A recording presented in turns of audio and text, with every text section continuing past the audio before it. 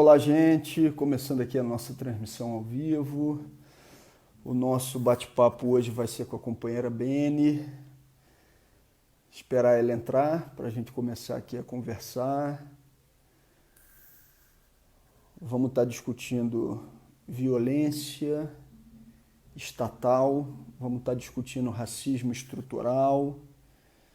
Obrigado a todo mundo que já está aqui entrando para começar a participar da nossa live. Deixa eu ir aqui olhando para ver se a Beni já entrou. João Pereira está por aqui. Fala, João. Val Rodrigues por aqui também. Montenegro 71. Elianeco 845. Socialismo brasileiro. Já vi que a Beni entrou. Só aguardar ela me mandar então a sua mensagem. Vocês estão me ouvindo bem, né, gente? O áudio tá legal? Felipe Estopa tá aqui. Ricardo Russa tá aqui também. Beni tá aqui. Já convidando ela.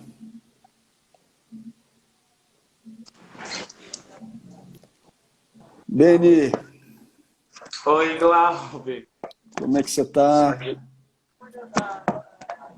Deixa eu só ajeitar aqui, né, o Tá celular. joia. Você E aí? tá conseguindo me ouvir bem aí? Tô ótimo, tá ótimo. Eu também tô te ouvindo legal. Primeiro, Que obrigado bom. por aceitar a gente fazer esse bate-papo, a nossa conversa. E eu queria começar te fazendo uma pergunta que não é muito original, mas que normalmente a gente repete aqui nas nossas transmissões, nos nossos papos, que é quem é você, para que aquelas pessoas que ainda não te conhecem possam conhecer um pouco mais da tua história, da tua vida, da tua luta. Ótimo, Glauber. Primeiro, agradecer seu convite e mandar um beijo, um abraço enorme para todo mundo que está assistindo a gente. Eu sou Beni Brioli, sou uma mulher transexual, travesti, negra, periférica, militante socialista, anticapitalista e também ecossocialista. Atualmente tenho atuado como assessora parlamentar no mandato federal da deputada Thalíria Petroni e também toco aí algumas lutas em alguns movimentos sociais, tanto no estado do Rio de Janeiro quanto na cidade de Niterói. Bacana, coisa boa. Beni, vamos falar sobre o que está acontecendo no mundo e no Brasil, vamos falar sobre racismo estrutural, né? Eu queria conhecer um pouco das suas impressões sobre as mobilizações antirracistas e como é que você está avaliando o que está acontecendo, não só nos Estados Unidos, no mundo como um todo, mas o que acontece cotidianamente aqui e o que está acontecendo nesse momento em relação às mobilizações. Sim, Glauber, algo que eu acho que é muito importante a gente falar sobre isso. Mas eu acho que a gente já vem falando sobre isso, já tem um cadinho de tempo. Mas que bom, Glauber, que bom que agora acontece mais um levante histórico nos Estados Unidos relacionado à pauta dos corpos e das vidas das pessoas negras, que traz uma reflexão e uma perspectiva para a gente de análise política no Brasil, que é muito importante, né? E traz um impacto sobre os corpos das vidas negras e as suas vivências no Brasil e as suas relações dadas a processos históricos da política socioeconômica.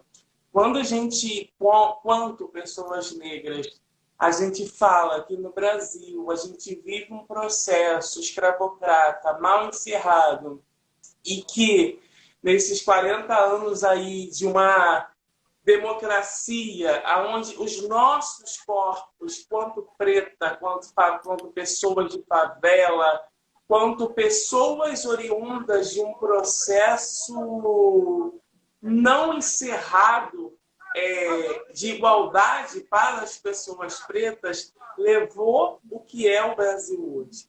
O Brasil ser ranking no genocídio da população negra, o Brasil ser o país que mais assassina no mundo mulheres travestis e transexuais, que 86%, Glauber, dessas mulheres que são assassinadas são negras. O Brasil é o quarto país que mais tem violência por mulheres cisgênero. E a maioria das denúncias dessa violência são com mulheres negras. O que é isso? Isso é as sequelas explícitas, as cicatrizes que não se fecharam, as feridas que ainda estão abertas no corpo do povo preto, das pessoas negras no Brasil. Esse processo que vem, que não se encerrou, que veio da luta, da resistência dos quilombos, na época da escravatura, e que hoje permanece resistindo nas favelas, nas periferias, no estado do Rio de Janeiro e no Brasil afora, mostra esse levante internacional que a gente está vivendo. O que significa, né, Glauber? Vocês, parlamentares socialistas, que fazem uma luta ampla, inclusive lado a lado com o movimento negro e com a população negra pelos nossos direitos, o que significa o corpo de um jovem negro, de uma pessoa negra para o Estado, para o sistema brasileiro. Mostra-se nitidamente nos telejornais, nas revistas, na internet, o que o Estado brasileiro pensa do nosso corpo. Se um jovem morre dentro da sua casa, assassinado por um agente do Estado, que o Estado dá permissão para que isso aconteça, isso faz a gente ter uma reflexão enorme do que significa aquele território, aquela vida. Quando eu digo para as pessoas que no Brasil, o corpo preto, o corpo negro é um corpo chancelado pelo Estado brasileiro, é isso que vem à tona. Porque para o Estado, o alvo, que é alvo para o Estado, tem uma cor, tem uma raça, tem um CEP. E essa cor é preta e esse CEP se chama favela e periferia. Acho que é muito sobre isso que a gente pode fazer essa troca. Mas eu quero trocar contigo, porque eu falo pra caramba, Glauber, pra gente fazer uma troca legal. Maravilha, maravilha. Deixa eu te fazer um pedido, me ajuda numa coisa aqui que eu não sei fazer. O pessoal está pedindo para tirar os comentários para conseguir ver melhor, mas eu não sei como é que faz. Você sabe fazer? Também não, sou péssimo. Também não? Se alguém que estiver aqui passando puder me orientar, porque aí eu oculto os comentários aqui para facilitar o nosso bate-papo. Mas daqui a pouco também vamos responder as perguntas, né? De quem chegar aqui, quem tiver. Então, por enquanto, vou deixar por aqui, tá? Para quem quiser estar auxiliando a gente nessa nossa conversa, no nosso bate-papo. Beni, nessa linha eu queria te fazer uma pergunta. Violência, né? Racismo estrutural. Tem uma política e uma campanha muito forte por um Estado mínimo nos direitos, nas garantias sociais, né? Para colocar em prática uma agenda ultraliberal. Mas uma tentativa de ampliação do Estado, de Estado máximo policial, penal, punitivo. E a gente vê que nas unidades prisionais brasileiras, a gente está falando de mais de 1 milhão de pessoas que passam pelas prisões por ano, e se você tira uma fotografia, você está falando de 800 mil pessoas. E a gente sabe quem majoritariamente está nas unidades prisionais. O nosso mandato apresentou junto com vocês, com o mandato da Thalíria, uma proposta de prevenção ao coronavírus nas unidades prisionais com uma política de desencarceramento. Só na Papuda a gente teve a notícia de 1.000 pessoas, né, já com coronavírus. Só que a gente tem muita dificuldade em ter qualquer tipo de retorno que possa ser positivo daquela institucionalidade já constituída, né? Rodrigo Maia, companhia, para que uma matéria como essa seja colocada em votação. Queria que a gente pudesse falar um pouquinho sobre a sua percepção sobre isso também, sobre esse estado penal policial punitivo máximo que atinge prioritariamente pessoas pretas no nosso país, por exemplo, nas unidades prisionais, com uma política de hiperencarceramento, né? Galber, quando a gente fala da lógica do Estado penal, é uma coisa muito interessante, né?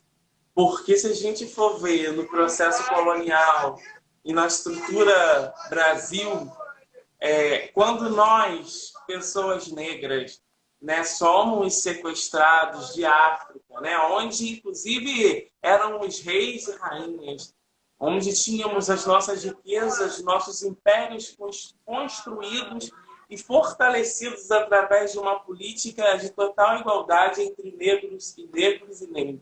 Quando fomos sequestrados de África para cá, fomos obrigados, inclusive esse Brasil que vivemos, nós, negros e negras, construímos sendo escravizados por uma lógica punitivista.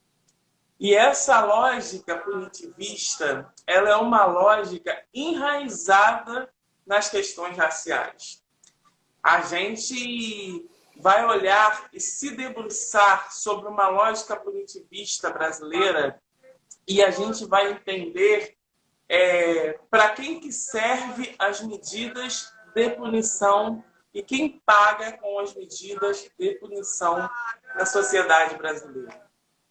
O meu primo, o meu amigo negro, que está aqui na comunidade que eu moro, ali na esquina, traficando, ele vai ser preso, ele vai ser assassinado por um agente do Estado, porque ele estava vendendo uns 20, 30 negócios ali na esquina. Mas quem que traz para ele vender? Quem que permite chegar dentro das favelas e das periferias as drogas no Brasil? Não é o meu amigo, o meu primo, preto, pobre, favelado, que o Estado negou oportunidade de educação, que o Estado nega todas as políticas públicas para que esse indivíduo seja um indivíduo bem colocado socialmente. Não é ele. Quem vai trazer e quem colabora, inclusive, para o Estado penal sobre aquele corpo, a marginalização também daquele corpo, é a política da branquitude brasileira. Quando a gente fala de Estado penal, a gente jamais pode se eximar e esquecer que no Brasil existe sim, nitidamente, um projeto da política da branquitude brasileira.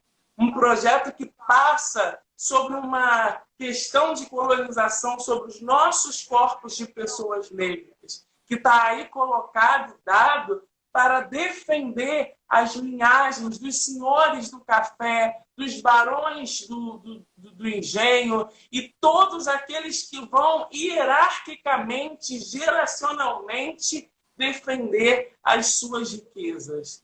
Porque quando somos sequestrados de África e tragos para o Brasil, negro nenhum, socialmente falando e politicamente falando, foi colocado, mesmo na suposta abolição da escravatura, como cidadão ou como pessoa possuidora de bens. E sim, já entrando nessa lógica do Estado penal como algo que é ameaçador a quem tem bens.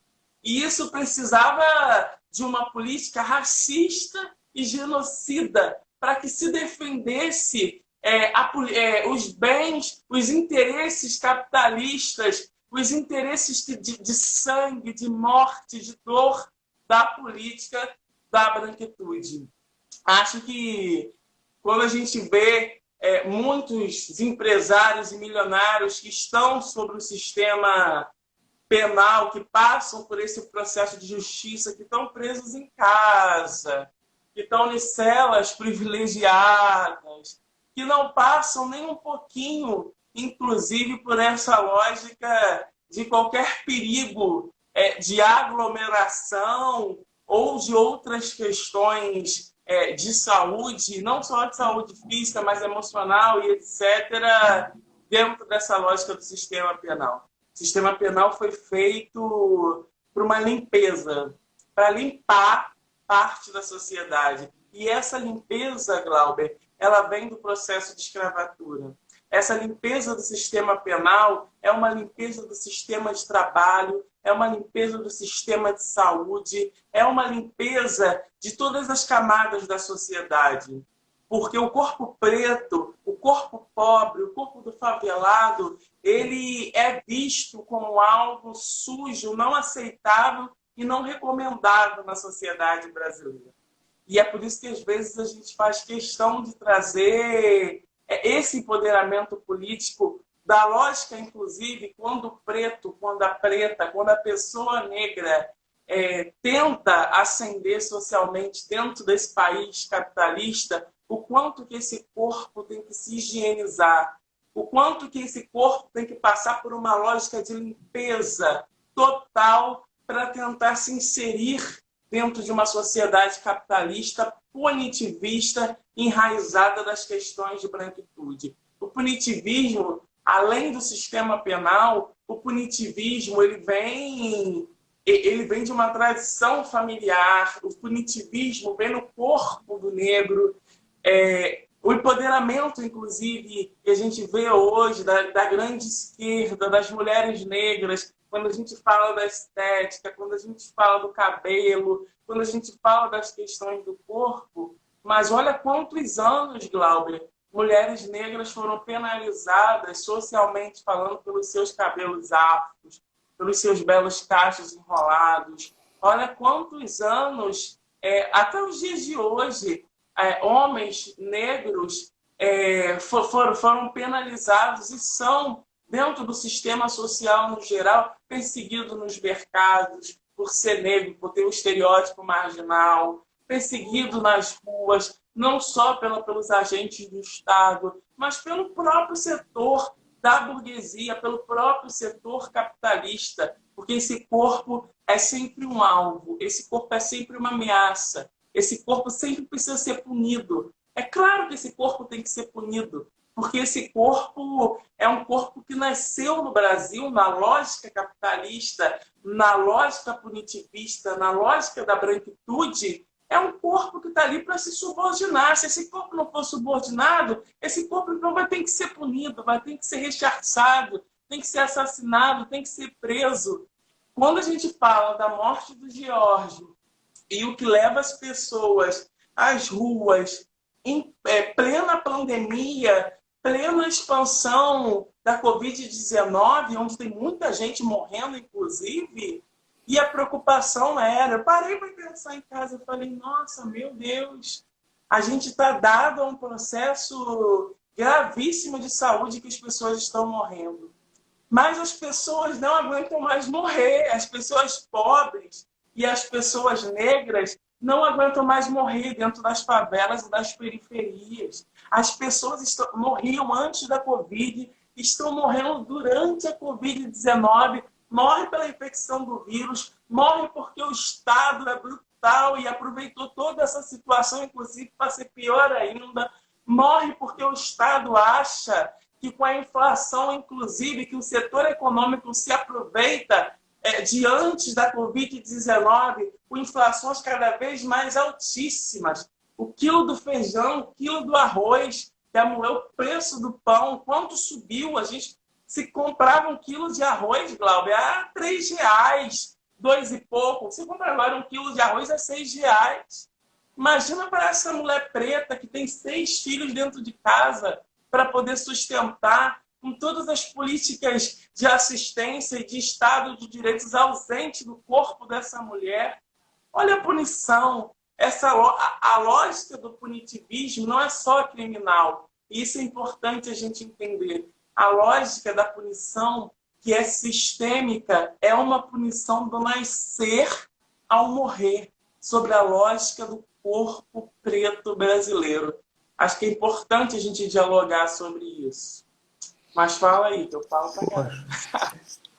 Então, eu queria ver. Podemos ir às perguntas para o pessoal que Claro, quiser, porque eu vamos. estou vendo que tem muita gente se manifestando aqui, batendo um papo. Mas enquanto a gente vai para as perguntas, pessoal, quem quiser perguntar para a Bene, já vai digitando aí. Eu queria te fazer uma última. Hoje eu liguei para minha prima e aí o filho dela, meu primo também, virou e falou assim: Ué, para manifestação pode ir para a rua? E você chegou a falar um pouco sobre isso, né?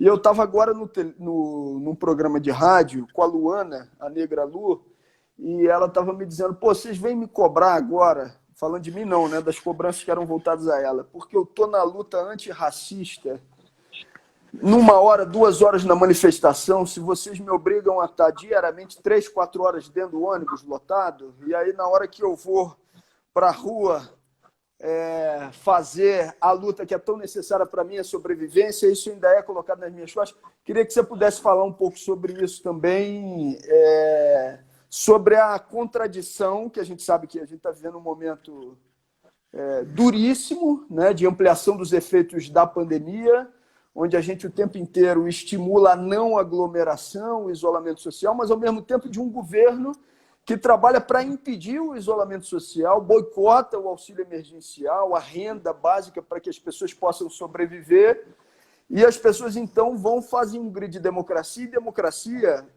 no que eu vi na Avenida Paulista, e depois do que eu vi também no Largo da Batata, ela significa muita coisa, né? Democracia, para quem estava lá gritando, não quer dizer somente não fechar o Congresso e o STF, significa ter comida na mesa, significa não ser violentado e violentado cotidianamente, né?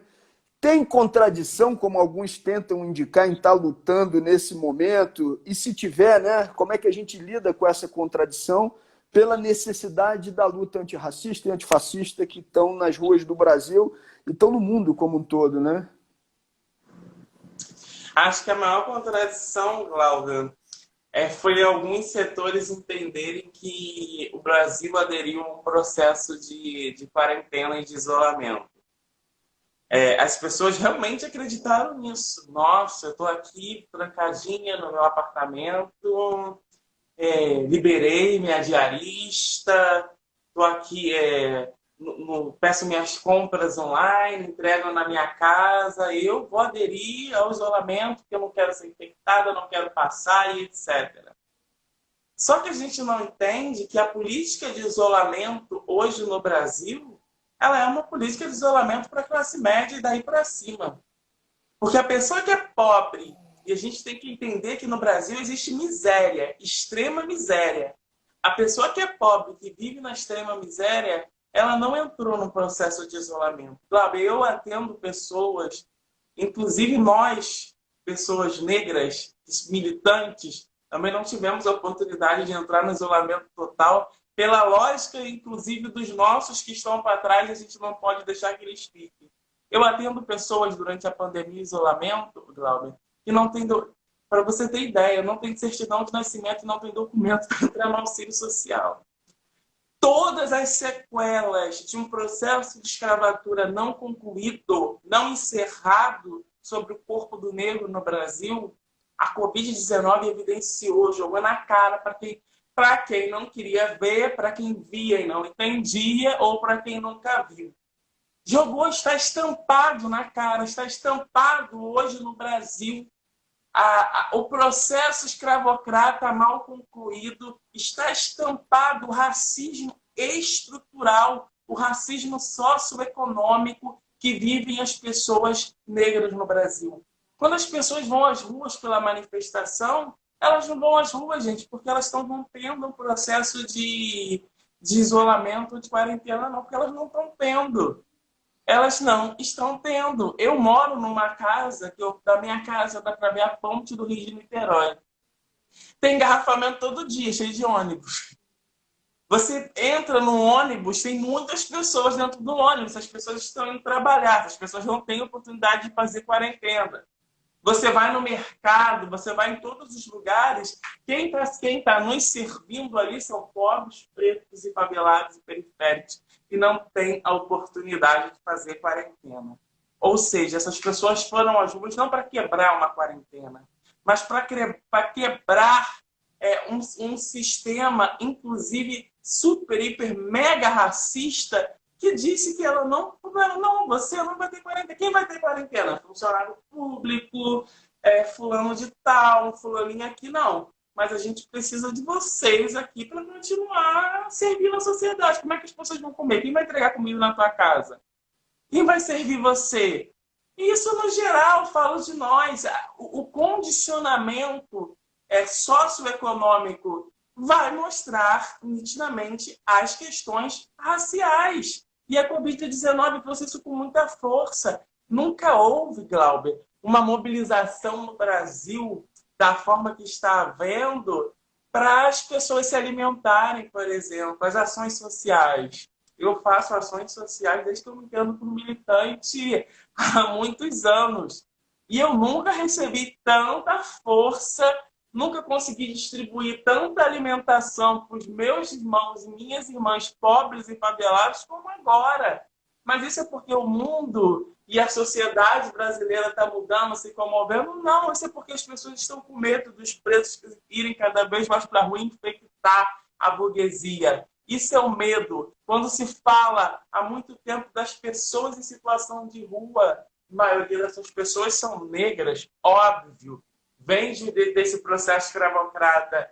E olha a naturalidade, inclusive, com que o sistema brasileiro naturaliza a gente passar na rua, ver uma pessoa pedindo comida, quando a gente tem, a gente dá, quando a gente não tem, a gente dá. E a gente vai para casa de boa e a política continua, a luta continua, então tudo continua e aquela pessoa está em situação de rua. Por que agora tem um hotel para essa pessoa ficar durante a pandemia?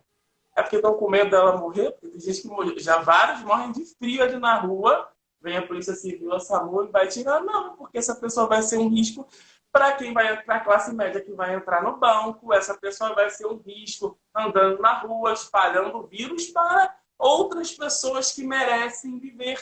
Porque se essa pessoa fosse vista pelo Estado brasileiro, pelo governo brasileiro, por todas as políticas, como alguém que tem direito de viver, inclusive, ela nunca teria estado na rua. Ou seja, essa lógica de se viver é uma das lógicas mais racistas que existem. O último país a abolir o processo da escravatura é o Brasil. O Brasil, há menos de 100 anos, mulheres brasileiras têm direito de votar. O Brasil, a gente vive um processo político sobre alguns corpos que ainda é um processo de muito sangue, de muito extermínio. O sangue que manchou o Estado brasileiro nitidamente, o sangue que rasgou o Estado brasileiro, esse sangue é o sangue preto, é o sangue das pessoas negras. E isso é óbvio, isso não tem dúvida, isso não tem o que se discutir. O que se discute agora é o seguinte: o Estado brasileiro se sente na permissão de matar pobre, preto e favelado dentro de todo um projeto de aglomeração de uma política fascista, uma política bizarra, porque o Estado brasileiro, o governo brasileiro, junto com as políticas de Estado e de governo, age com pena de morte no Brasil e a gente sabe disso. A lógica agora é essa. Não existe, né, na Constituição brasileira, não existe dentro de qualquer lei no Brasil pena de morte. Mas o Estado no Brasil age com pena de morte e a gente sabe disso. Ou seja, para concluir, essas pessoas estão nas ruas por isso. Essa mulher está na rua, sabe por quê? Porque o Estado subiu e matou o filho dela. E quando ela foi questionar, ela levou um tapa na cara. Essa mulher está na rua, inclusive, porque ela não tem medo mais de morrer dentro da favela, na rua de Covid, porque o Estado já matou a alma dela. E aí? Acho que é muito nessa linha, sabe? Não estão na rua porque estão na vulnerabilidade de morrer de Covid, de bala, de tiro, de fome ou de miséria. É a Cotidiana. lógica. Eu vou, Denis, chegar a algumas perguntas aqui, questionamentos. Vamos lá.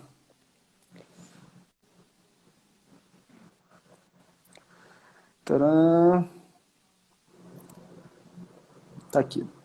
O Montenegro 71 está perguntando: queria saber o que a Beni acha da pauta Antifa ter surgido com tanta força justo no momento que a pauta Vidas Pretas Importam começou a ter destaque mundial.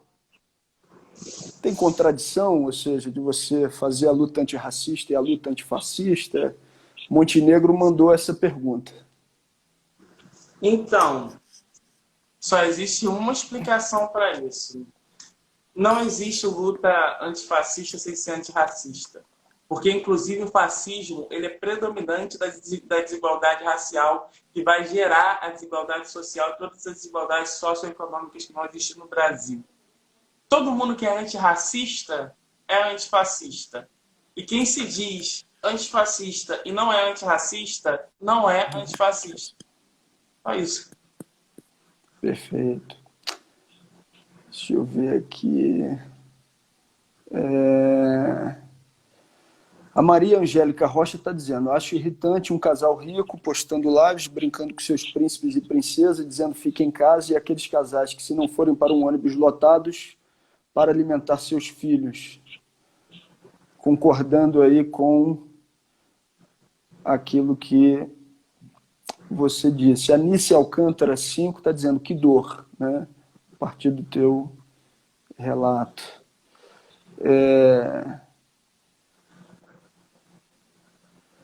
Bom, a ANAC Hall 13 está dizendo: eu discuti ontem com um cara de esquerda que me xingou de bolsonarista, porque isso é xingamento para mim, porque eu disse exatamente isso. A lógica do isolamento é uma lógica dos privilegiados. A ANAC Hall, na hora que você quiser comentar alguma coisa aí, me interrompe aí, tá, Beni? Vai. Ah, não. Até eu ia ficar. Ela tá certa, né? Xingamento mesmo ser chamado de bolsonarista.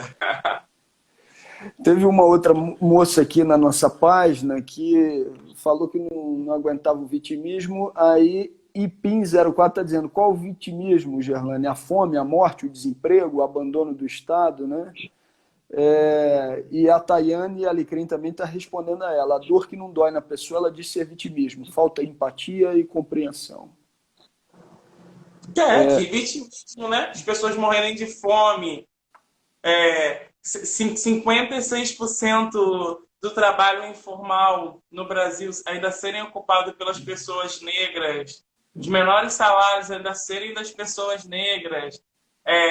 Em 2019, 739 mortes no estado do Rio de Janeiro pelos agentes do Estado de negros de favela, 329 mortes em 2019 em Niterói só por agentes do Estado de negros de favela. Se isso, acho que as pessoas parar para analisar, né? Se isso é vitimismo, o que dirá o que será dor, né? Acho que aí elas tinham que sentir a dor de verdade para ver o que o vitimismo está por. A Gerlane está aqui colocando a opinião dela, ainda está muito atravessada pelo tal do pensamento meritocrático, né? Como se isso fosse uma realidade. Ela botou que nós somos plenamente capazes de conquistar nosso espaço, basta que estudemos. A lógica da branquitude é a meritocracia. A branquitude, para falar de mérito, quem teve o mérito todinho foi o processo da branquitude, quando os negros foram tragos para o Brasil, sequestrados, açoitados, estuprados, assassinados, escravizados. Que mérito era esse? Quem ficou com mérito foram eles. Então, entrar na lógica da meritocracia sim uma política da branquitude. Vai ser sempre vai ser igual. O Safatli faz até uma brincadeira, mas na verdade é um fato, né? Que ele pegou, acho que foram estudos desde o período de Florença, né, das famílias que tinham as maiores riquezas, né? E são as famílias que estão há séculos como as mais ricas. Aí ele brinca no final e fala assim: que mérito, hein? Ou seja, que capacidade, né, de manter durante séculos a sua capacidade de renda e de riqueza, né? Falar em meritocracia no Brasil com racismo estrutural Mas ela está aqui, está tentando dialogar com a gente chama para conversar, né? Ou seja, querendo conversar com ela e trazer para poder ouvir um pouco também dos nossos argumentos, entendendo que cada um é fruto dos seus atravessamentos. Vamos ver aqui mais. Quem mais está perguntando? Vamos ver. É doloroso. A Lindalva Cabral está mandando beijos de Campo Grande. Pessoal, quem tiver perguntas para a Bene, manda aqui para a gente.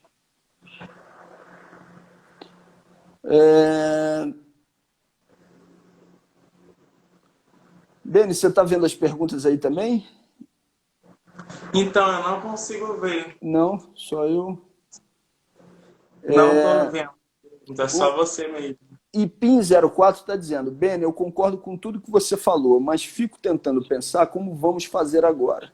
Porque o coronavírus se impõe e as pessoas não têm condições de fazer isolamento. Aí ela diz que vai continuar, né? Mas era isso. Ela deixa... ela continua aqui embaixo, continuando. E estão aí expostas, morrendo, principalmente os negros e os pobres, que acabam sendo não só a maior parte da população, mas têm condições precárias de saúde. Entretanto, viva o SUS. A IPIM faz esses comentários. Isso são comentários importantes, né? Que eu acho que a gente pensar, Glauber, os passos que vão ser dados a partir de agora, porque depois da Covid-19, acho que o mundo, né, a sociedade não vai ser mais a mesma. E também depois desse levante da luta antirracista, nada será mais como antes, assim. E eu acho que ninguém sabe o que vai ser, não está dado nada para ninguém. Mas eu acho que as pessoas que realmente conheceram a dor da morte, né, pela militância, pela mídia, ou pelo qualquer viés que seja, do racismo estrutural brasileiro, acho que o que as pessoas podem fazer é se organizarem, assim, se organizarem politicamente para combater isso, combater e resguardar ainda os que existem, os que vivem. Porque a gente não está falando nem só de combater direitos, né? A gente está falando de poder defender a vida de quem ainda está aí, e a gente tem a chance de fazer essa defesa politicamente contra esse governo que legitima com propriedade o extermínio dos corpos negros. Perfeito. O Daniel Vieira Nunes está aqui, está dizendo que a esquerda de Niterói tem orgulho da militância da Bene. Vamos ver aqui mais.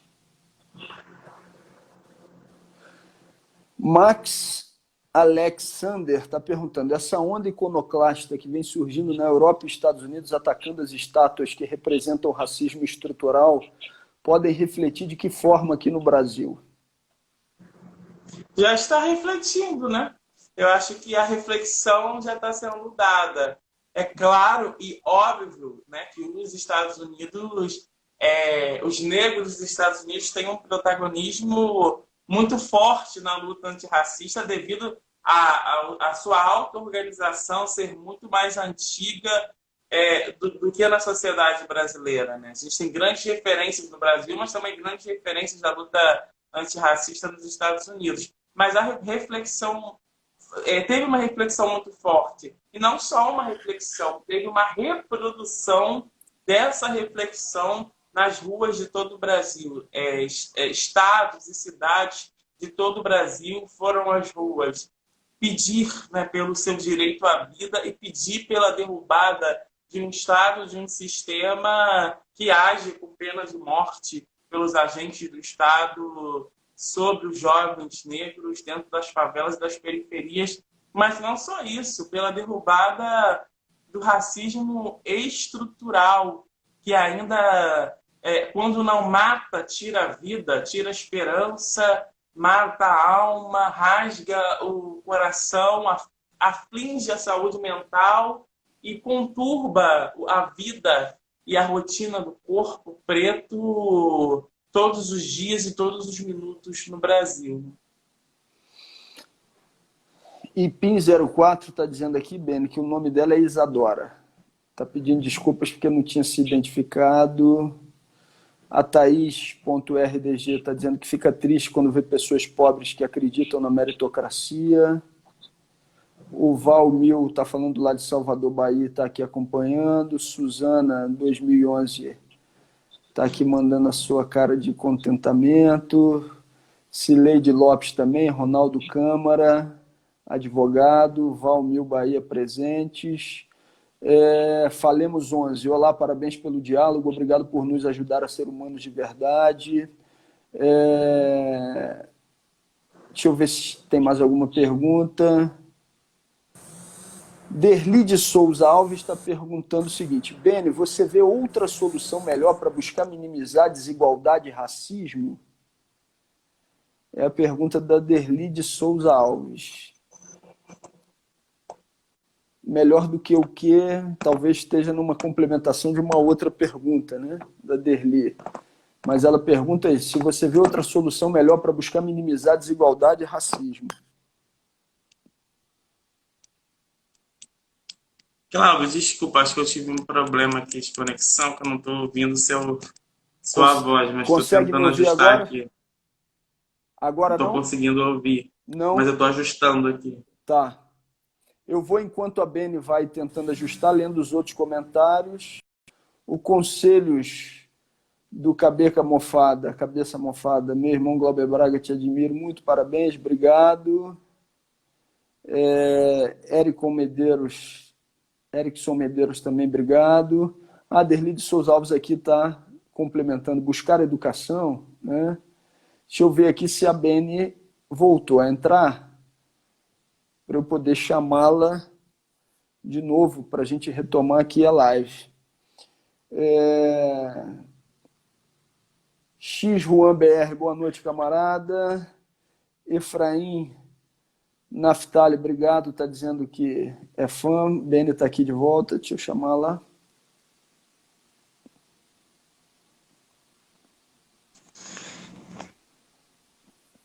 Opa, Glauber? nos ouvimos agora? Agora sim, ótimo. Voltamos, que bom. Voltou. Então, deixa eu ver o que tem mais de pergunta aqui. Gente, quem tiver perguntas, manda. A CAS3372 está pedindo para salvar a live. Ela, Cássia, pedindo, vamos salvar, vai estar no Instagram. Tá? Vamos deixar salva. Quem mais? Quem tiver alguma pergunta... Acho que, enquanto você está lendo aí, acho que tem uma mensagem assim, que é muito forte para a gente, né? Quanto a algumas lideranças, você quanto uma liderança política, eu quanto uma liderança de movimento, desse momento que a gente está enfrentando na política, para a gente deixar para as pessoas, né? Acho que a gente vive um momento que eu acho que todos que tiveram oportunidades e privilégio de ter educação, de consciência de corpo e consciência de classe, do que significam as outras pessoas, minimamente deve se juntar alguma força, algum apoio, né? Se organizar politicamente para ajudar a gente a combater o que a gente está enfrentando. Porque é um momento de crescimento da luta antirracista como nunca houve na história do Brasil. Assim.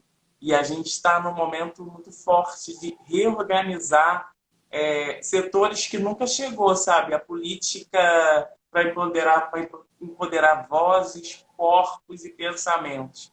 Essas manifestações que estão tendo do pobre, privado de todas as políticas de educação na sua vida, ter consciência que tem que ir às ruas para pedir a garantia do seu direito, porque não estar tendo é a maior oportunidade de reorganizar os nossos, de colocar os nossos em bloco para, de fato, a gente cumprir uma política que a gente sempre reivindicou e busca, que é de organizar os setores mais oprimidos e mais massacrados da classe trabalhadora, que são as pessoas pobres, pretas e periféricas. Acho que isso é um recado, uma mensagem muito importante para a gente se reorganizar quanto luta e aqueles que não estão organizados passarem a fazer alguma coisa. Né? Maravilha. Beni, Brau Guitar está fazendo a pergunta para mim, mas eu vou remeter aí para você. Boa noite, Glauber. Uma pergunta. Como resolver a situação que a Fundação Palmares com essa gestão atual? Quer falar sobre isso? Então, eu acho que existem muitas complicações mas complicações eu acho que se dão sim, é um processo que eu, você e todos nós estamos lutando pela derrubada desse governo. Assim. A Fundação Palmares, a gente precisa entender que a gente precisa de fato derrubar não só o Bolsonaro, mas em si a chapa Bolsonaro, todo o projeto fascista que está se instalado no poder, inclusive para a gente poder reorganizar não só a Fundação Palmares, mas diversas outras entidades e órgãos que deveriam estar tocando, né, a pauta racial, as questões antirracistas que foram apropriadas por uma política fascista e genocida. É isso. Beni, Valmil Bahia está perguntando se poderia falar sobre a criminalização dos movimentos sociais. Eu acho que os movimentos sociais, né, Glauber? Eu acho que você, Mark, eu já sabe disso, que você é antes de mim, né? Os movimentos sociais sempre foram criminalizados, assim.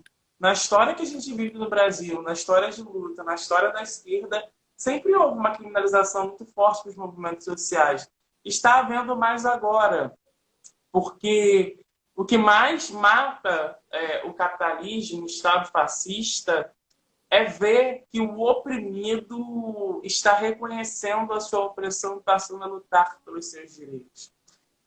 Depois, infelizmente, da execução da nossa companheira Marielle, né, que foi executada de forma muito ruim, cruel, perversa, chegou uma mensagem. Acho que o legado que Marielle fez na sua militância fez chegar uma mensagem dentro das favelas e das periferias para quem nunca teve acesso nenhum à luta antirracista, das pautas raciais, que está na hora de se empoderar, de ver, de se organizar, e daí nascer os movimentos sociais que já existiam, nasceram diversos outros movimentos sociais. Você entra dentro do ônibus, Glauber, você escuta as senhorinhas, as empregadas domésticas indo trabalhar, falando de questões raciais, falando de quanto que o governo, que o Estado, nunca ouve isso, é racista. Você vai fazer uma compra de supermercado, as pessoas estão conversando sobre isso no mercado. Quando eu desço aqui minha comunidade onde eu moro, nas escadas, os meninos estão conversando. Não, aquele ali é racista, aquele ali é isso, o que está acontecendo, machista. Ou seja, a gente conseguiu chegar nos espaços que a gente precisava. E o medo deles agora, Glauber, é esse. Por que o medo deles eram os quilombos? Por que eles queriam exterminar os quilombos? Porque ali tinha gente se organizando, ali era o espaço de se organizar, ali era espaço de se organizar quanto consciência, quanto empoderamento e quanto fé, crença num projeto de revolução. A favela está se organizando. Os negros estão se organizando. Os pobres estão se organizando e são maioria no Estado brasileiro, são maioria. E o maior medo deles é que quando todos e todas nós estivermos organizados, eles sabem que não vai existir mais fascismo certo e não vai existir mais política de extermínio certo. Porque a organização, ela vem dos negros, ela vem da ancestralidade. E a nossa ancestralidade, a nossa luta ancestral, ela grita mais do que nunca nesse momento. Ela flora mais do que nunca nesse momento. Porque está acontecendo, se iniciando, um processo revolucionário antirracista na sociedade brasileira. Opa, Beni, então, acho que daqui a pouco está batendo o nosso tempo, quando dá 1 hora a live vai terminar, mas tem algumas perguntas mais aqui. A Luísa Paula Galdino está perguntando, Beni, quais os desafios de sua militância ecossocialista na comunidade? Como essas pautas são assimiladas frente a tanta privação de cidadania material e política? Eu acho que o maior desafio que a gente tem é a gente entender o quanto a militância ecossocialista é importante. O que mais sofre, Luísa, as comunidades é o racismo ambiental.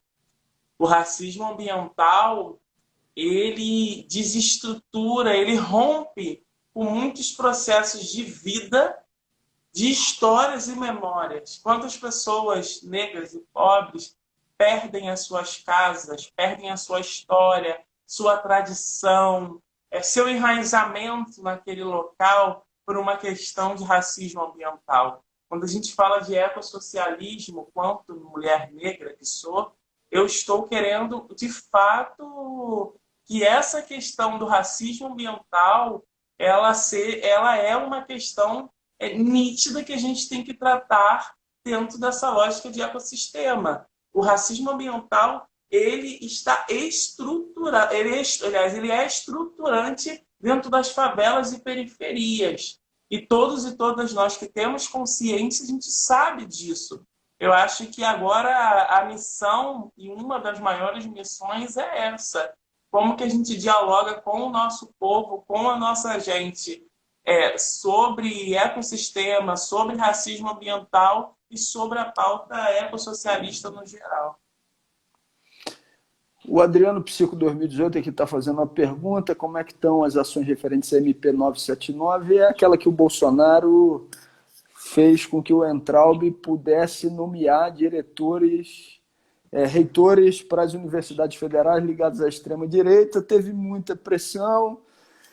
Essa pressão fez com que os presidentes da Câmara e do Senado ficassem de devolver essa matéria e hoje o Bolsonaro voltou atrás. Isso a gente gosta, né? Quando o fascista recua a partir da mobilização, da organização e do enfrentamento tão necessário.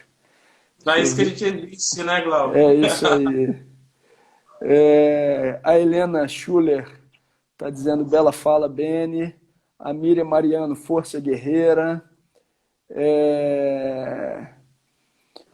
Deixa eu ver o que mais.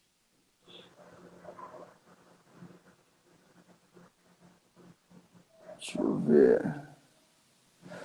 A CAS 3372 está falando: Beni, a representatividade no parlamento é mínima. O que você diria para mudar esse cenário? Eu acho que mudar esse cenário não cabe mais só uma responsabilidade de nós, negros e negras organizados. A gente vem batalhando há muitos e muitos anos para mudar esse cenário. Agora eu acho que mudar esse cenário é responsabilidade de quem tem privilégios. Assim. Não é uma responsabilidade só nossa. Eu acho que a responsabilidade da representatividade de quem carrega isso no corpo está sendo feito. Olha quantas militantes travestis e transexuais existem afirmando e organizando lutas no Brasil. Olha quantas mulheres negras empoderadíssimas, colocando luta, reafirmando, empoderando, organizando setores existem no Brasil afora. Quantos jovens negros que são alvos do Estado, que estão fazendo rodas de conversa aí, em colégios, junto com secundaristas, no estado do Rio de Janeiro, no Brasil afora. A responsabilidade agora é com quem tem o poder de reparar, porque infelizmente o povo preto está se organizando para ter esse poder. Mas as pessoas precisam entender que agora, eu converso muito isso com os meus companheiros e minhas companheiras que são brancos, assim. Você tem consciência de racismo, de luta antirracista?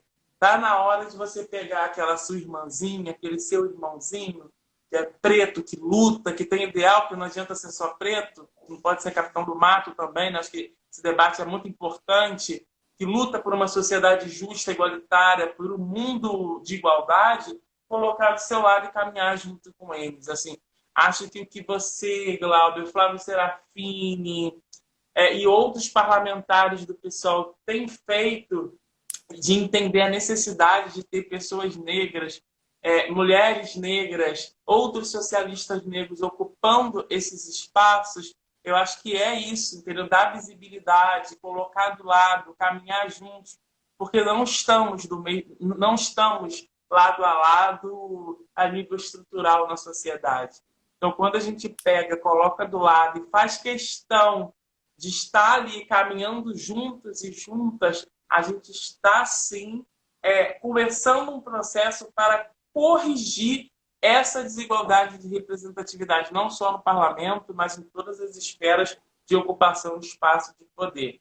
E reafirmando o que eu sempre falo para as pessoas, eu não acredito que essa forma vá mudar as questões de opressões escravocratas raciais. Mas eu acho que é um caminho para a gente começar a pensar mudança em todos os sentidos que equivale a movimentos sociais e auto-organizações. Beni, estamos acabando aqui, porque daqui a pouco o Instagram vai faz aquele corte e a gente não tem a possibilidade de se despedir. Queria te agradecer demais por essa conversa, esse papo, essa aula, essa troca que a gente teve a oportunidade de ter contigo aqui hoje. Quero bater mais na tua porta para a gente fazer de novo, fazer também em outros espaços, organizar atividades, luta em conjunto e deixar aí o final para a tua despedida, para o teu abraço, para a mensagem que você queira ainda compartilhar com esses minutinhos que sobram para a gente. Acho que não tem mais muito o que falar, Glauber. Só quero te agradecer muito. Eu também sou uma grande admiradora e apoiadora do trabalho que você faz.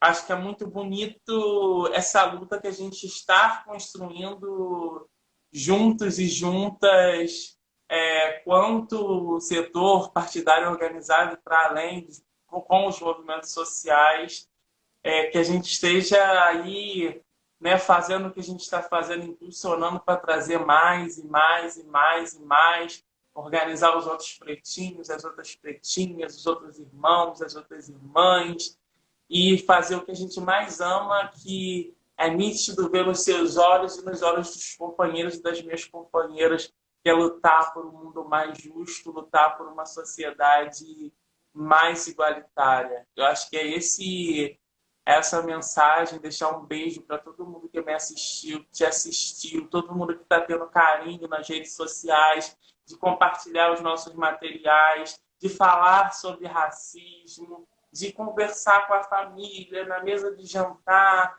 de entrar numa lojinha, falar sobre as questões raciais, de defender as questões que estão sendo colocadas de forma racista, de não aceitar isso. Eu acho que a gente está avançando muito e as pessoas estão colaborando muito para que esse avanço seja contínuo. Um beijo para todo mundo, um beijo grande, bem apertado, aquele abraço que a gente não pode dar ainda, mas que a gente deixa com muita fé, muito axé para você, muito axé para todos e todas nós. Tenho certeza que isso tudo vai passar e a gente vai estar nas ruas juntos e juntas e juntas novamente em luta. Beijão, Glauber. Beni, beijo grande, viu? Obrigado. Muito obrigado. Nada. Um abração, gente. Até mais.